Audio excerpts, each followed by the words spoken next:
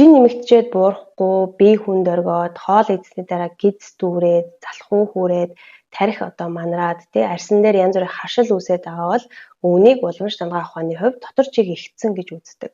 За дэлгүүрийн үйл ажиллагаа сулрах үед биед чиг ихээр хоригдлагдаад тарих манрах, нүүр хавгнах, хоол удаан шингэх, жин нэмэгдэх зэрэг шинжүүд илэрдэг.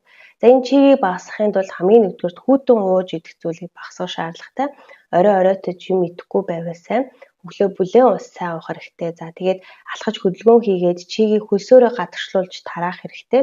Сахар, сүүсүн бүтээгдэхүүн, за хатаасан жимс зэрэг идэхгүй байвал сайн. За хилэн дээр зузаан цагаан өнгөртэй хан бол дэлгүүр дэмжих цай уул зүгээрээ. За миний санал болгох цайны хувьд бол цагаан гата цай, хатаасан мандарины хальсыг усан тэгээд уух тий. За тэгээд шар будааны зутан, арваатай цай зэргийг би миний хувьд бол санал болгоно. За эдгээр маань дотор чигийг багаар хатаах журмаар ингэж багасгаж өгдөг. За дотор чиг буурснараа жим маань бас ингээд дагаад буурах боломжтой. Дээр нь илүү их эрч хүчтэй залхуурахгүй байх тий.